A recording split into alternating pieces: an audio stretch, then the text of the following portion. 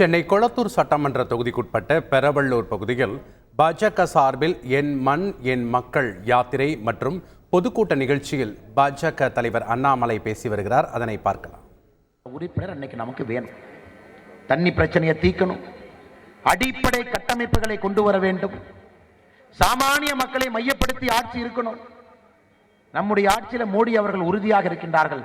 3வது முறை உங்களுடைய அன்பையெல்லாம் பெற்று ஆட்சிக்கு வரும் பொழுது இப்ப 5வது பெரிய பொருளாதார நாடாக இருக்கின்றோம். 2028 முடியும் பொழுது 3வது பெரிய பொருளாதார நாடாக மாறி. இதனால் நமக்கு என்ன லாபங்க? இல்லைங்கன்னா நீங்க மைக்ல சொல்றீங்க, கேட்கறதுக்கு நல்லா இருக்கு. மோடி ஐயா வரும் பொழுது 11வது பெரிய பொருளாதார நாடுனீங்க, இன்னைக்கு 5ங்கிறீங்க, 2028 3ங்கிறீங்க. இதனால எனக்கு என்னங்கன்னா லாபம்? சரியான கேள்விதானே ஐயா. நீங்கள் வளர்ந்தால் மட்டும்தான் ஒரு நாடு வளரும். 2014 ஒரு சராசரி ஒரு இந்தியனுடைய வருமானம் 86,000 ரூபாய். இன்னைக்குங்க ஐயா 1,96,000 ரூபாய், 2 மடங்கு நம்முடைய சராசரி வருமானம் உயர்ந்திருக்கிறது. இன்னைக்கு உலகத்தினுடைய 3வது பெரிய பொருளாதார நாடுனா நீங்க $5 டிரில்லியன் அப்படின்னா இன்னும் நீங்க 1 மடங்கு வளரும். இன்னைக்கு எவ்வளவு இருக்கிறீங்களோ இன்னும் 1 மடங்கு வளரும். அப்படி இருக்கும் பொழுது இந்த வாய்ப்புகள் நமக்கு வரும். இன்னைக்கு ஆட்டோ டிரைவர் அண்ணன் இருக்கிறீங்க. தமிழ்நாட்டில் சில கட்சிகள் சொல்றாங்க ராமர் கோவில் கட்டி, ராமர் கோவில்லாம் நமக்கு என்னையா பிரயோஜனம்? இந்த டிவி எல்லாம் போட்டீங்கன்னா நைட் அந்த விவாதத்தில் பேசுறாங்க. 4 பேர் வந்து எதங்க ராமர் கோவிலை கட்டுனால சாதாரண மக்களுக்கு என்னங்க ஐயா லாபம்? நான் சொல்றேங்கம்மா, நீங்க கேளுங்க. உலகத்தில் ஒரு கோவிலுக்கு, மசூதிக்கு, சர்ச்சுக்கு எல்லா மக்களும் போறாங்க. இஸ்லாமியர்கள் வந்து மசூதிக்கு போறாங்க, கிறிஸ்தவர்கள் சர்ச்சுக்கு போறாங்க, இந்துக்கள் கோயிலுக்கு போறாங்க, எல்லா மதமும் எல்லா இடத்துக்கும் போறாங்க. இன்னைக்கு சவுதி அரேபியால மெக்காங்கய்யா நம்முடைய இஸ்லாமிய சொந்தங்கள் தன்னுடைய புனித ஹஜ் யாத்திரைக்காக ஒரு ஆண்டுக்கு 2 கோடி பேர் போறாங்க. அதன் மூலமாக சவுதி அரேபியாவுக்கு வரக்கூடிய வருமானம் $12 பில்லியன். அவ்வளவு பணம் வருதுங்க. ஹஜ்ஜுக்கு போறனால, இஸ்லாமிய சொந்தங்கள் போறனால சவுதி அரேபியாவுக்கு வரக்கூடிய வருமானம்.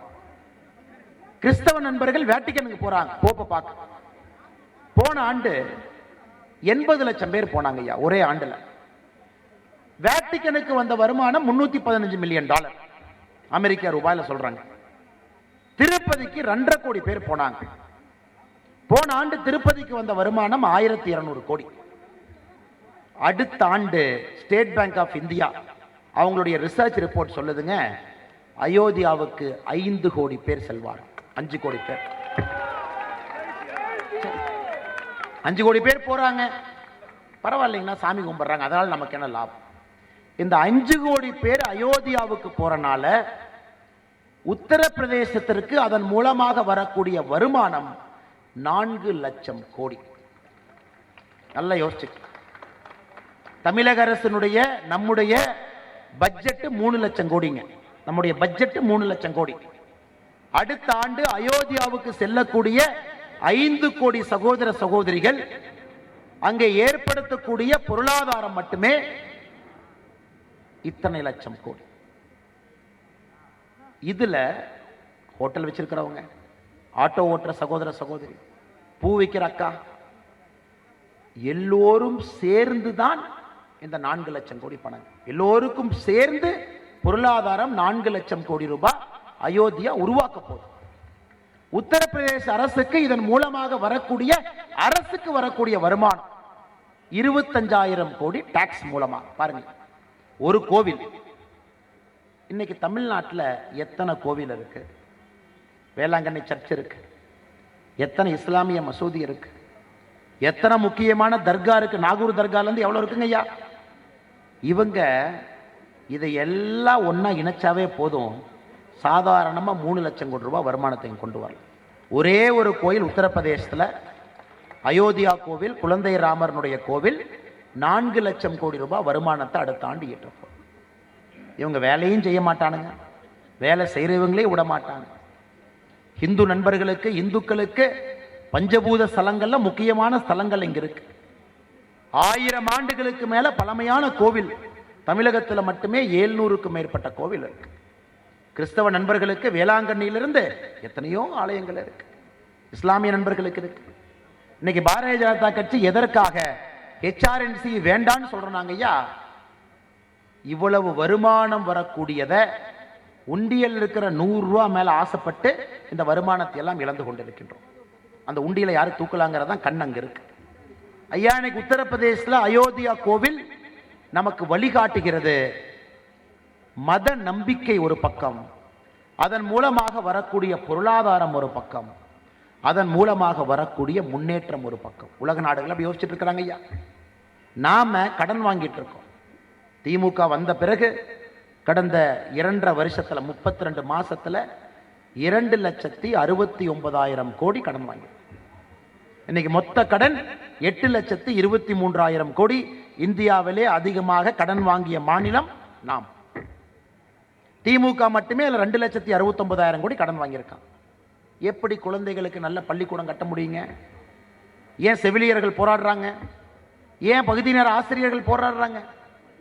ஏன் கவர்மெண்ட் பஸ்ல ஏறினீங்கன்னா எப்ப கூரை தலைமையில விழுகும், எப்ப படிக்கட்டு இடிஞ்சு விழுன்னு பயத்துல தாங்க ஏறுறோம். யாராச்சும் கவர்மெண்ட் பஸ்ல தைரியமா ஏற முடியுமா? நேத்து ஒருத்தர் சொன்னார், அண்ணே ஒரு ஊர்ல வெளியூர் போறதுக்காக பஸ் பிடிப்போம், ஆனா சென்னையில மட்டும்தான் வெளியூர் போய் பஸ் பிடிப்போம். வெளியே போறதுக்கு கிளம்பாக்கம் பஸ் ஸ்டாண்ட பாருங்க.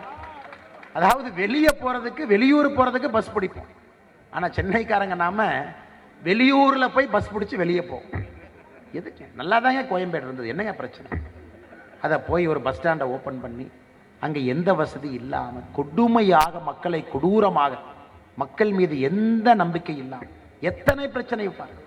சென்னைக்குள் இருக்கக்கூடிய பிரச்சனையை மட்டும் பாருங்க. அடிப்படை கட்டமைப்பு, சுகாதாரம். இன்னொன்னு பாருங்க ஐயா, நெஞ்சு எவ்வளவு வலிக்குது பாருங்க. 2020, 21, 22 இந்த ஆண்டுகள்ல ஸ்வச்ச பாரத், தூய்மை பாரதத்தில் சென்னைக்கு கொடுக்கப்பட்ட ரேங்க் 44. அப்படின்னா இந்தியாவில் இருக்கக்கூடிய எல்லா நகரத்தில் 44வது ரேங்க் நம்ம. வேண்டுகோள், முழுமையாக சென்னை மாநகரை மாற்ற வேண்டிய நேரம் இது. நெட்டை கழட்டுறேன், போல்ட்டை கழட்டுறேன், பெயிண்ட் அடிக்கிறேன், அதெல்லாம் பத்தாது. சென்னை அதெல்லாம் தாண்டி போயிடுச்சு. குப்பையிலே கை வைத்து குடிநீரிலிருந்து, அடிப்படை கட்டமைப்பிலிருந்து, ரோடிலிருந்து, சுகாதாரத்திலிருந்து, ஆரம்ப சுகாதார நிலையத்திலிருந்து, சென்னைக்குள்ள இருக்கக்கூடிய கார்ப்பரேஷன் பள்ளிக்கூடத்திலிருந்து எல்லாத்தையும் சரி பண்ண வேண்டிய நேரம் இந்த பாராளுமன்ற தேர்தல் 2024.